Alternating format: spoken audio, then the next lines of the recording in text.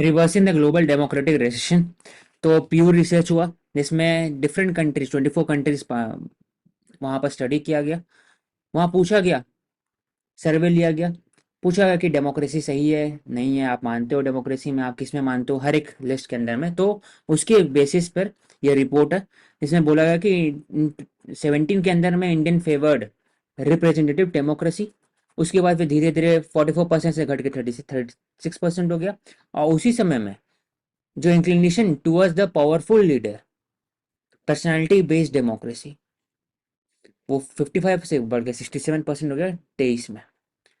ये दिखा है हर जगह, डेवलपिंग कंट्रीज में भी और अंडर डेवलप कंट्रीज में। For example Indonesia, Argentina, Kenya, Mexico, South Africa, जहाँ पर they are more and more skewed towards a military leader, authoritarian leader. ऐसा क्यों है तो उसका बाद में बात करेंगे। लेकिन अगर डेमोक्रेसी, जहाँ पर रिप्रेजेंटेशन फॉर्म ऑफ डेमोक्रेसी बात होता है, वहाँ पर फोकस किया गया in the other countries such as US, Europe etcetera. तो कैसे सिविक कल्चर को बढ़ाया जाए। सिविक कल्चर मतलब वो होता है कि citizen participate in a democracy in every form, not only for vote कि वोट दे के आगे वापस। उसको बोलते हैं पैसिव। एक्टिवली पार्टिसिपेट करना in every forum, for example media, for example street play, questioning करना, लोकल बॉडीज में भी जानना, सोशल मीडिया में कैंपेनिंग करना, अकाउंटेबल करना गवर्नमेंट को, आरटीआई को यूज करना, पीआईएल को यूज करना। तो वो सिविक पार्टिसिपेशन हुआ, सिविक कल्चर। जब तक वो नहीं होगा और उसके साथ साथ करप्शन कम होगा, अनएम्प्लॉयमेंट इशू कम होगा, इनएफिशिएंसी कम होगा, सिविल लिबर्टी वायलेशन कम होगा, तब जाकर के लोगों का पार्टिसिपेशन बढ़ेगा और फिर ट्रस्ट ऑन डेमोक्रेसी और बढ़ सकता है। तो सिर्फ और सिर्फ डेवलपिंग और अनडेवलप्ड कंट्रीज में ऐसा क्यों ट्रेंड है? क्योंकि मोस्टली इनकम इनक्वालिटी बहुत हाई है। इंडिया में most 1% of the population controls 44% of the wealth. तो जो लोग हैं उनको लगता है रीडिस्ट्रीब्यूशन होना चाहिए। ऊपर भी पढ़े विद रिगार्ड डीपीएसपी 39 BNC, उसमें बात होता है प्राइवेट प्रॉपर्टी रीडिस्ट्रीब्यूशन करना। वो वही कर सकते हैं जब जब लोगों को लगता है कि वो एक पर्सनालिटी बेस्ड लीडर अगर होंगे तो बात कर सकते हैं गरीबी हटाओ, वो बात कर सकते हैं डेवलपमेंट का। दूसरे जो यंग डेमोक्रेसी है इन द अफ्रीकन रीजन, बाकी जगह में भी, India is one of the oldest country. वहां पर प्रॉब्लम क्या होता है यंग डेमोक्रेसी में कि there is of the class between the military and the civilian. तो उसके कारण पॉलिटिकल इंस्टेबिलिटी के कारण जॉब क्राइसिस होता है और ओवरऑल इकोनॉमिक इम्पैक्ट होता है। इसलिए वहां भी लोग चाहते हैं कि मोस्ट स्टेबल गवर्नमेंट रहे, so that the business flourishes, economy फ्लरिसेस।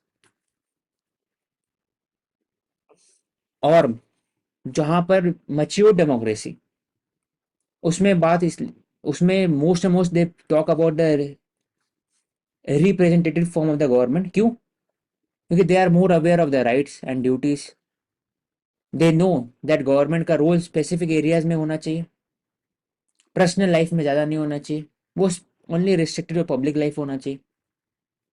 तो और हाई एम्प्लॉयमेंट डेवलप कंट्रीज है, इसलिए they are mostly having a civil society that is self-sustainable.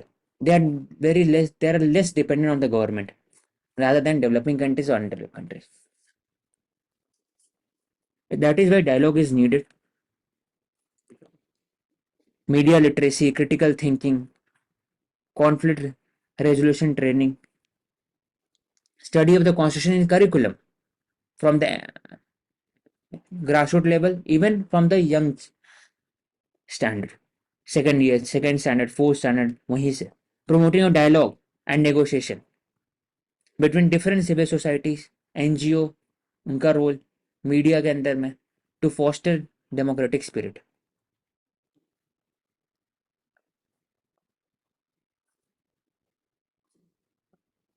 डेरोमोस democracy में क्या होना चाहिए? तो 4 पिलर है। पार्टिसिपेटरी, तो we discuss civic culture, free and equal, सबके लिए बराबर, सबका अधिकार है, वो हाईएस्ट फॉर्म ऑफ एग्जीक्यूटिव वहां तक पहुंच सके। Educated and informed voter, accountability of the government. Justly govern में पूरे ड्यू प्रोसेस आ जाते हैं, और कॉन्स्टिट्यूशन मोरालिटी भी इसी में आते हैं, जस्टली गवर्न में।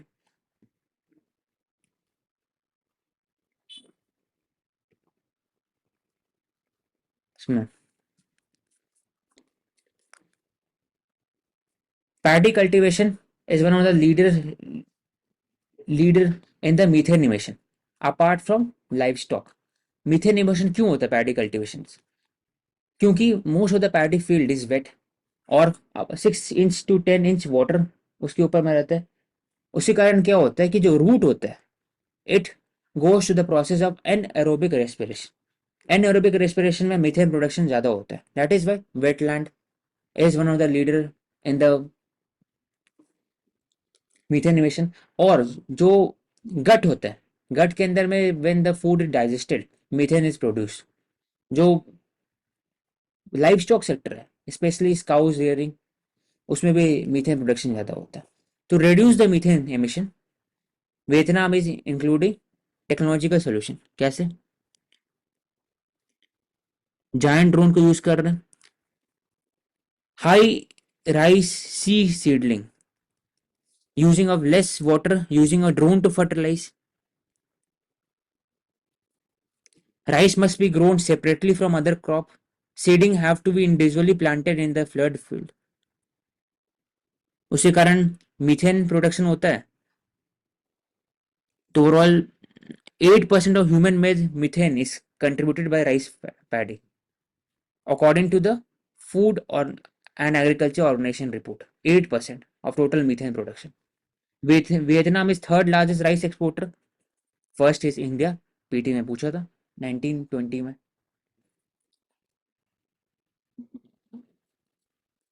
तो क्या काम कर रहे हैं? Rather than flooding the field, जिसके कारण हमेशा से मीथेन प्रोड्यूस हो, वो बात कर रहे हैं alternative form of wetting and drying, AWD। इसमें पानी कम यूज होता है। The paddy field is are not continuously submerged, they produce less methane. जितनी ज्यादा कम समझ में होने में, डायरेक्ट सीडिंग में इसलिए नहीं होता है, डायरेक्ट सीड करते हो उसके अंदर। लेकिन उसके के लिए प्रेसिजन चाहिए, precision with the use of fertilizer, use of drone.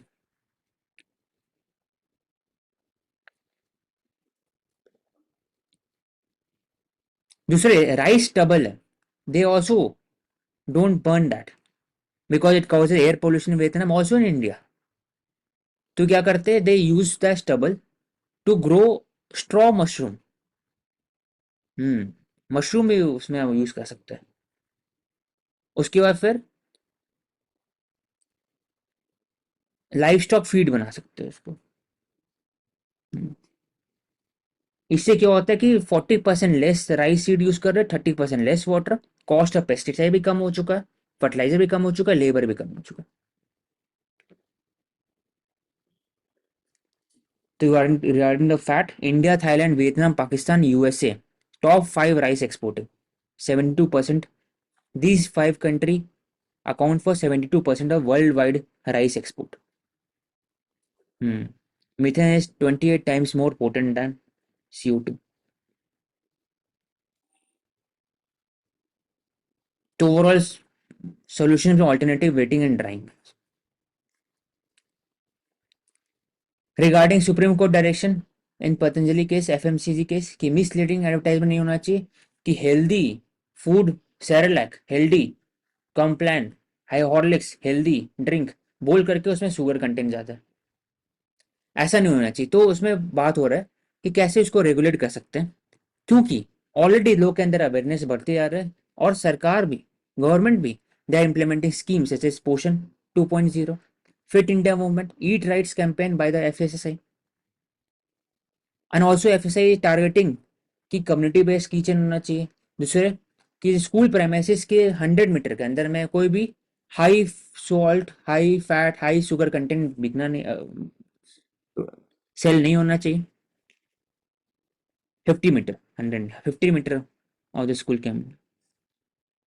दूसरे मिसलीडिंग एडवर्टाइजमेंट, जहाँ पे हेल्थ ड्रिंक लिखा रहता है, that sell high sugar content, that can adverse impact adverse that can create an adverse impact on the health of the children, उसकी उस पर कार्रवाई कर सकते हैं। तो सुप्रीम कोर्ट डायरेक्शन रहा है इसमें कि food article which is injurious to public health is potential danger to the fundamental right to life guaranteed under article 21। तो right to life liberty dignity article 21 के अंदर में आता है। तो हेल्दी फूड भी एक पार्ट है अंदर आर्टिकल 21। लेकिन प्रॉब्लम क्या है कि एक सेट नॉर्म्स नहीं है। इसमें लिखा हुआ है कि there is not way defined identify which full food falls under category HFSS। वही फूड को आप काम उस पर आप एक्शन ले सकते हो जो पैकेज है। लेकिन बहुत सारे जो फूड मिलते हैं कैंटीन में, समोसा हो गया या फिर पिज़्ज़ा हो गया, जो पिज़्ज़ा कल का होता है, उसमें जो चीज़ यूज़ होता है, हो सकता है वो चीज़ मिल्क से डिराइव नहीं हो, वो हाइड्रोजनेटेड ऑयल से डिराइव हो। इसलिए जो दो टाइप का चीज़ होता है, चीज़ स्प्रेड और एक नॉर्मल अमूल की चीज़, दोनों में अलग अलग होता है। तो लोग को पता नहीं होता कैसे पढ़े पीछे देख करके, तो बच्चे खा लेते जा करके। तो उसको कैसे रेगुलेट करें, क्योंकि वहां पर तो कैलोरीफिक वैल्यू दिया नहीं रहता है। तो वो एक इशू है। दूसरा है कि फ्रंट ऑफ पैक लेबलिंग एक लो हैंगिंग फ्रूट है। मतलब कि सामने में लिखा रहेगा कैलोरी कितना मिलेगा 100 ग्राम में, हर एक में लिखा रहता है कितने शुगर कंटेंट है, कितने फैट है, कितने कोलेस्ट्रॉल है, ट्रांस फैट कितने है, प्रोटीन कितने है, ऐसे करके लिखा रहता है। उसके लिए लोग के अंदर अवेयरनेस चाहिए और पढ़ने आना चाहिए कि प्रोटीन क्या होता है। वो तभी हो सकता है जब आप nutrition as a element of education लाएंगे मॉरल साइंस क्लास में और as a part of the schooling activity. एक और ऑल्टरनेटिव एक एग्जाम्पल ऐसे सिगरेट के पैकेट वार्निंग दिया रहता है इट लीड्स टू कैंसर, वैसी वार्निंग लेबल दे सकते हैं हाई इन सॉल्ट। जैसे अभी एक फेमस इंस्टाग्राम में वायरल हुआ था इसमें पोहा जो एयरलाइंस है वहां उसमें हाई सॉल्ट कंटेंट है 2000 सोडियम। एक दिन में सिर्फ 1000 मिलीग्राम चाहिए सोडियम, जो आ जाते खुद से ले लेते हैं थ्रू द डेली यूजेस, लेकिन उसमें 2000 था छोटे से पैकेट में सिर्फ। तो it creates hypertension, BP high हो जाता है उसके कारण। तो high salt content, high fat content, high sugar content एक वार्निंग लेबल होना चाहिए। दूसरे या तो FSI कर सकते हैं या कोई इंस्टीट्यूशन स्टार्टअप कर सकते हैं that can create a label. एक ऐप होना चाहिए जो ऐप के ऊपर में ऑलरेडी रहे डिपॉजिटरी डेटा रहे उनके ऊपर में, आप स्कैन करो ऐप से, आपको पता लग सकता है कि ये high sugar high content high high fat है कि नहीं इसमें। दूसरे एक और एग्जांपल हो गया कि high sugar HFSS tax levy कर सकते हैं, फैट टैक्स हो गया फॉर एग्जांपल इन केरला। तो अलग अलग एरियाज हो गए। However regulation should be voluntary in the starting years, उसके बाद आप उसको मैंडेटरी कर सकते हैं ताकि जो इंडस्ट्रीज में FMGC इंडस्ट्री है उनको भी समय मिलना चाहिए कि आप अपने जो लॉजिस्टिक को आप चेंज कर दो, आप ट्रांसफॉर्म कर दो। दूसरे ये हो गया सिर्फ we are talking about the HFSS और जंक फूड। लेकिन हेल्दी फूड ऑप्शन है, उसको कैसे प्रमोट करें? वो तभी हो सकता है vocal for local. Millet production, हर जगह मिलेट को यूज कर सकते हैं। फॉर एग्जाम्पल मोरिंगा, मोरिंगा को यूज कर सकते हैं रोटी में भी। तो मोरिंगा के पाउडर हाई वैल्यू फूड है, उसको आप बेच सकते हैं। मशरूम के पाउडर भी आजकल बिक रहे हैं, तो वो भी इसको यूज कर सकते हैं। तो हर जगह we can give subsidy to the local traditional method of production of the food.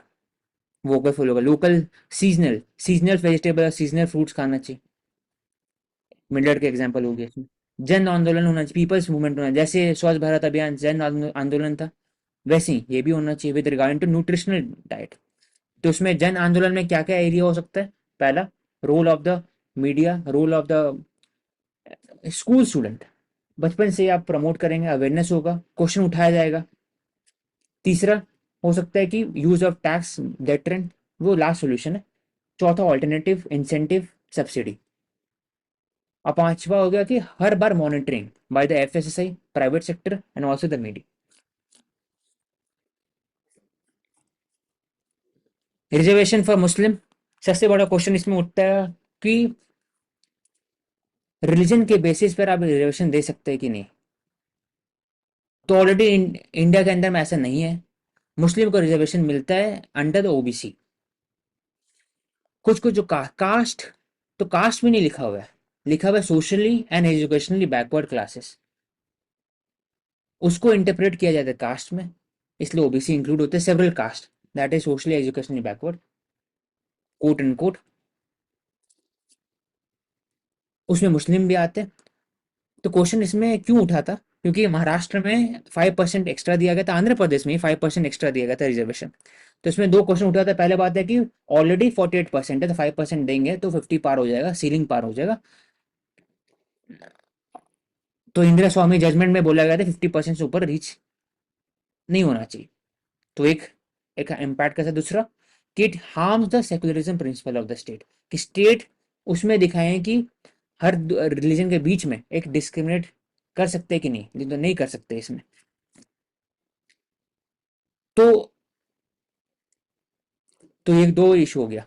तो इसलिए मुस्लिम को क्या किया जाता है कि उसके अंदर में सेवरल कास्ट है, उनको इंक्लूड किया जाता है। एससी के अंदर में भी, सॉरी एससी के अंदर नहीं किया जाता, एससी एसटी में नहीं किया जाता है, एसटी सिर्फ किया जाता है, और ओबीसी में किया जाता है, एससी में नहीं किया जाता है अभी में।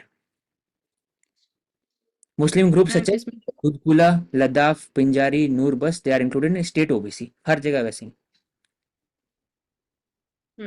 8% मुस्लिम, हाँ एक और एक तीसरा हो गया, वन टू, तीसरा तीसरा इशू क्या था इसमें, कि अगर 8% ब्लैंक अगर मुस्लिम को दे रहे तो अंदर में मुस्लिम हो सकते हैं ना, कि कोई अशराफ होंगे, कोई ऑलरेडी इलीट होंगे, तो उनको क्यों मिले रिजर्वेशन। उसमें जो बैकवर्ड होंगे उनको मिलना चाहिए, पिछड़े में आते ही पिछड़े। तो इसलिए उसमें भी डिफ्रेंसिएशन होना चाहिए। इसलिए rather than opting for blanket reservation for the Muslim, जो government tries to create a differentiation on the basis of intelligible differentiation, उसमें भी कैसे करते हैं, on the basis of property, जैसे ओबीसी के लिए होता है वैसे ही मुस्लिम के अंदर several caste have been denoted under OBC list. West Bengal भी कर रहे हैं, झारखंड, बिहार, सबको। तो जो ओबीसी रिजर्वेशन है 27% की, this was proposed by the Mandal commission. 1980 में उन्होंने अपनी रिपोर्ट पब्लिश करी, 1979 में उनको अपॉइंट किया गया था, एंड इम्प्लीमेंट हुई 1990 में under the government of VP Singh. इसके अलावा जो मंडल कमीशन है, that is the second backward commission, जिसको जो आपने फ्रेज भी यूज किया, socially and educational backward classes के लिए उन्होंने प्रपोज किया था रिजर्वेशन। और जो फर्स्ट बैकवर्ड क्लास कमीशन थी, दैट इज द काका Kalelkar commission, it was appointed in 1953। हम्म। तो ये जो इशू है आंध्र प्रदेश से रिलेटेड है, लेकिन I am talking about all the state. Kerala में 8% मुस्लिम कोटा है with in the OBC Kota, 4% सब कोटा है कर्नाटका में। तो सबके लिए ये बात हो रहा है। तो इसमें ओवरऑल जजमेंट और इशू ये है।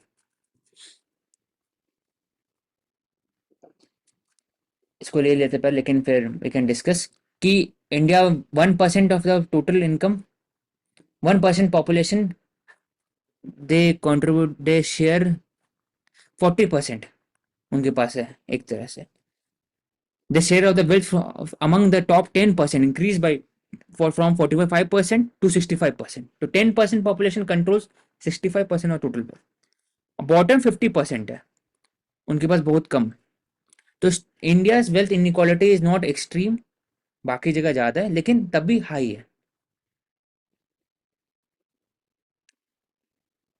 तो इसमें लिखा हुआ है टू इन ऑब्जेक्टिव, कैसे करना है, this is what China and Vietnam achieve, ऐसे ये बोल रहे हैं। लेकिन इंडिया का जो प्रोसेस है वो डिफरेंट रहेगा। चाइना और वियतनाम दोनों कम्युनिस्ट कंट्री है, एक थोड़े पार्टिसिपेटरी कम्युनिस्ट कंट्री है जो इलेक्शन में जाते हैं, दूसरे पूरे कम्युनिस्ट है, वन पार्टी स्टेट है। तो इंडिया का स्टैंड हमेशा ऐसा रहा है कि सर्विस सेक्टर और मैन्युफैक्चरिंग बेस क्रिएट किया जाएगा, स्किल के लेवल पर बाकी लोगों को प्रमोट किया जाएगा, और अब स्किलिंग के बाद धीरे धीरे इनइक्वालिटी है वो कम होगी ओवर।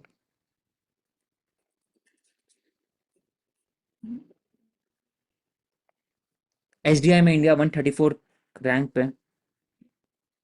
तो ह्यूमन डेवलपमेंट में poverty reduction, increase in life expectancy, schooling और न्यूट्रिशन आते हैं। न्यूट्रिशन में स्टंटिंग, वेस्टिंग, मैल न्यूट्रिशन सब कम होना चाहिए।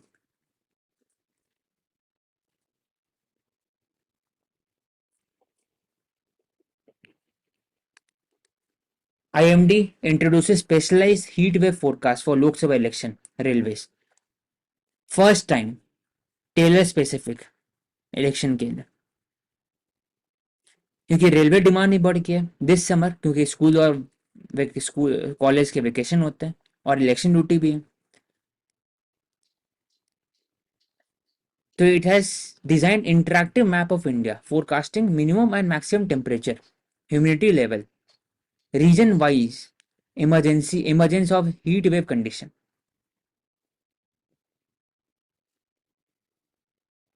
वो वार्निंग साइन भी देते हैं, विंड स्पीड, हीट स्ट्रेस, हर एक स्टेट को मैपिंग भी करते हैं कलर कोडिंग से, जहां पर ज्यादा चांसेस है हीट वेव आने का। तो heat wave already we have discuss कि क्यों कैसे बोला जाता है, 40 degrees for plain, 37 degree for coast line, और 2 से 7 दिन तक अगर कंसिस्टेंट 6 डिग्री से ऊपर रहता है तो उसको हीट वेव कंसिडर किया जाता है। क्यों ऐसा हो रहा है इस बार? क्योंकि एल नीनो कंडीशन कारण भी, उसके कारण एरेटिक रेनफॉल के कारण क्लाइमेट चेंज तो है, और डिफॉरेस्टेशन और कंस्ट्रक्शन एक्टिविटी कारण हीट डोम क्रिएट होता है, उसके कारण भी हीट वेव ऐसे बोले। तो we have taken up the issue कि कैसे इसको डील कर सकते हैं। Heat action plan district specific होना चाहिए। We have to rope in civil society and NGO, even local bodies, हर आपस में डिपार्टमेंट में कोऑर्डिनेशन होना चाहिए ऑन डिटेल एक्शन प्लान, और हीट रेजिस्टेंट इंफ्रास्ट्रक्चर क्रिएट कर सकते हैं, फॉर एग्जाम्पल वाइट पेंट, ताकि हीट रिफ्लेक्ट कर सके, creation of the urban forestry, aquifer recharging through use of urban मनरेगा, पॉन्ड से लेक्स एक्सेट्रा क्रिएट कर सकते हैं। We have completed.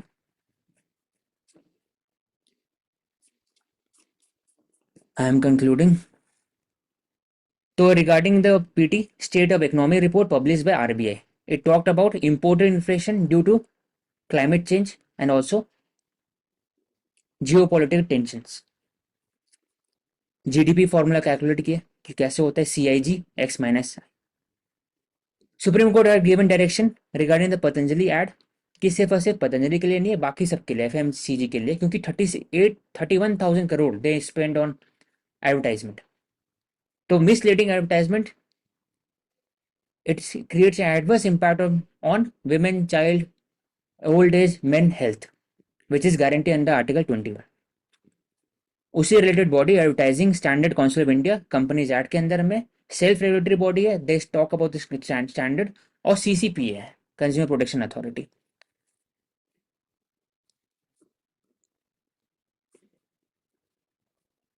Nine judge bench is talking will decide on the issue of Article 39B, which determines the redistribution of the privately owned properties for the under the public interest. तो इसमें question उठा था कि जो privately own body है, क्या state का अधिकार है वो भी रिडिस्ट्रीब्यूशन कर सकते हैं कि नहीं? तो रंगाराथा रेड्डी केस में बोला गया कि नहीं कर सकते। डिसेंट जजमेंट में बोला गया था कि हाँ कर सकते हैं, लेकिन वो 5 जज बेंच फिर उन्होंने 7 जज बेंच के पास दिया, फिर अभी 9 जज बेंच के पास दिया। दे विल डिसाइड कि क्या वो प्राइवेट प्रॉपर्टी है, वो आता है रिडिस्ट्रीब्यूशन ऑफ वेल्थ के अंदर में कि नहीं, on the public interest. Regarding plastic pollution we discuss की इसको ऑल्टरनेटिव सोल्यूशन हो सकता है with the use of technology, या फिर जो अभी सस्टेनेबल फॉर्म ऑफ ऑल्टरनेटिव है technology, bio pesticide, seaweed pests, bio plastic, seaweed से प्लास्टिक ऑर्गेनाइज्म को यूज कर सकते हैं प्लास्टिक मेकिंग में। टेक्नोलॉजी में वी हैव डिस्कस, और अभी ऑल्टरनेटिव में jute bag, paper bag. Digital ad campaign under section 126 RP Act 1951, इसमें बोला गया कि 48 आवर्स कूलिंग पीरियड है, जिसमें कोई भी पॉलिटिकल पार्टीज एडवर्टाइज नहीं करेंगी। लेकिन प्रॉब्लम इसमें उठता है ये है कि जो एडवर्टीजमेंट है ऑन द सोशल मीडिया, इसको कैसे कंट्रोल करे और रेगुलेट करे, क्योंकि it is not geographical specific, कहीं पर कोई भी व्यक्ति कहीं पर भी ऐड कर सकता है, एडवर्टाइजमेंट कर सकता है।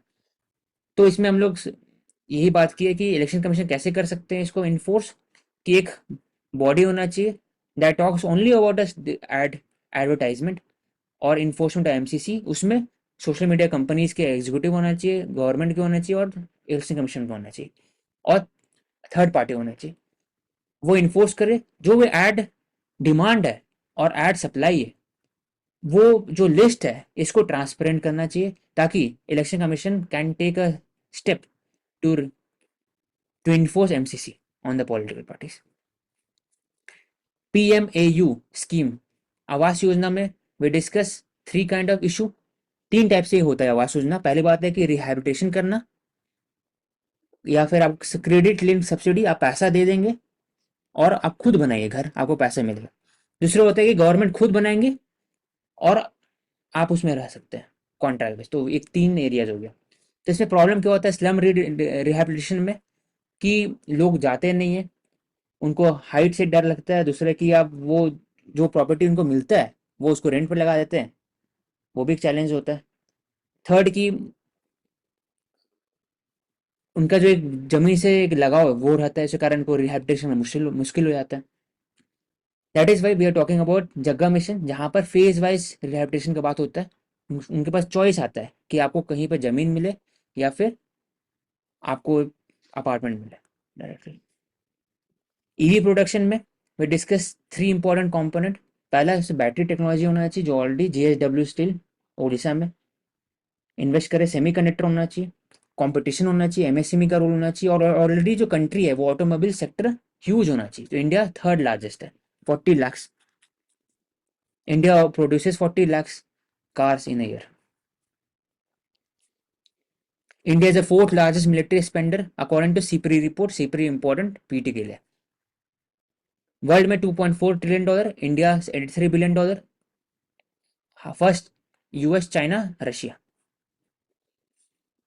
नबार्ड रिपोर्ट निकाले, नाम क्लाइमेट स्ट्रेटजी 2030, पीटी के लिए इंपॉर्टेंट रिपोर्ट। वो बात करते हैं कि इंडिया को 270 बिलियन हर साल चाहिए, तभी जाकर अचीव कर सकेंगे 2030 तक transformation towards the renewable source of energy. Agri export कम हुआ है इंडिया का due to the climate issue, और दूसरे Red Sea crisis, Ukraine Russia crisis etcetera. Role APEDA का रोल इसमें देखें। IMD WMO report, it has said कि Asia is worst hit by the disaster। 60% disaster जो एशिया के अंदर में हुआ, it is due to the cyclone और फ्लड हुआ। 80% डिजास्टर फ्लड और स्टॉर्म के कारण हुआ। वी डिस्कस इन साइंस एक ट्रोपिज्म कॉन्सेप्ट है। इसमें बात है कि वायरस जो होता है it is very cell specific. क्यों? वायरस के ऊपर प्रोटीन होता है, it binds with the receptor of the cell. That is why HIV सिर्फ अटैक करते हैं टी सेल को, क्योंकि उसमें CD4 होता है, रिसेप्टर होता है। कोरोना वायरस अटैक करते हैं लंग्स में, क्योंकि वहां पर ACE2 रिसेप्टर होता है। तो इस वायरस इज सेल स्पेशलाइज्ड, वो एक ही एग्जैक्ट सेल को अटैक करते, उसको बोलते हैं ट्रोपिज्म। की कॉन्सेप्ट पढ़े थे। वे डिस्कस की फीस कैसे निकलते हैं। सेविंग क्रीम के अंदर में फिर प्रेशर ब्यूटेन होते हैं, गैस होते हैं, उसके कारण ही फोम जनरेशन होता है। क्यों? प्रेशर डिफरेंस के कारण, अंदर और बाहर। डेमोक्रेटिक रेसेशन जो एक रिपोर्ट था प्यू सर्वे, उसने बोला कि 44% इंडियन वो बात करते थे रिप्रेजेंटेटिव फॉर्म ऑफ डेमोक्रेसी, लेकिन अभी धीरे धीरे they are focusing more and more powerful leader. 55%, 67%, 23 में। तो we discuss civic culture important है, फ्री एंड फेयर इक्वालिटी होना चाहिए हर के लिए, पब्लिक ऑफिस के लिए, पार्टिसिपेटरी, इन्फॉर्म्ड, एजुकेटेड वोटर, और जस्टली गवर्नड। जस्टली गवर्न में इंडिपेंडेंट जुडिशरी आते हैं, कॉन्स्टिट्यूशन मोरालिटी आ गए, ड्यू प्रोसेस आ गए। क्रिटिकल थिंकिंग इंपॉर्टेंट है, media literacy, curriculum, role of the inclusion of the constitution in the curriculum of the school to create an informed citizen। Paddy cultivation we discuss की 8% of total methane emission वहीं से होता है, 28% ज़्यादा potent है as compare to CO2 according to FAO report, food and agriculture organisation report. दूसरे उसके बाद बात होता है वियतनाम थर्ड लार्जेस्ट है, फर्स्ट इंडिया हो गया, फिर US पाकिस्तान अलग कंट्री होता है, वियतनाम फिर आ जाता है। तो वो क्या कर रहे हैं, जब पूरे वेट रहता है सरफेस तो most and most methane production होता है, उसको रिड्यूस करने के लिए ऑल्टरनेटिव वेटिंग एंड ड्राइंग इसको यूज करते हैं। दूसरे ड्रोन यूज करके वो less fertiliser precised fertiliser use करते हैं, डायरेक्ट सीडिंग करते हैं ड्रोन की मदद से। राइस स्टबल को बर्न नहीं करते हैं, वो क्या करते हैं उसको कन्वर्ट करते हैं मशरूम कल्टीवेशन में, लाइफ स्टॉक फीडिंग में भी और एथेनॉल प्रोडक्शन में। उसके कारण क्या हो रहा है कि सीड कम चाहिए, वाटर कम चाहिए, पेस्टिसाइड कम चाहिए, फर्टिलाइजर कम चाहिए, लेबर कम चाहिए। जंक फूड वी डिस्कस कि वो आर्टिकल 21 के अंदर में right to healthy food is part of the article 21 अंदर right to life. Already government aware है, सिटीजन भी अवेयर है, लेकिन प्रॉब्लम है क्या है कि इसको रेगुलेट कैसे करें, क्योंकि जंक फूड सिर्फ और सिर्फ पैकेट में नहीं मिलता है, वो पैकेट के बाहर ही मिलता है।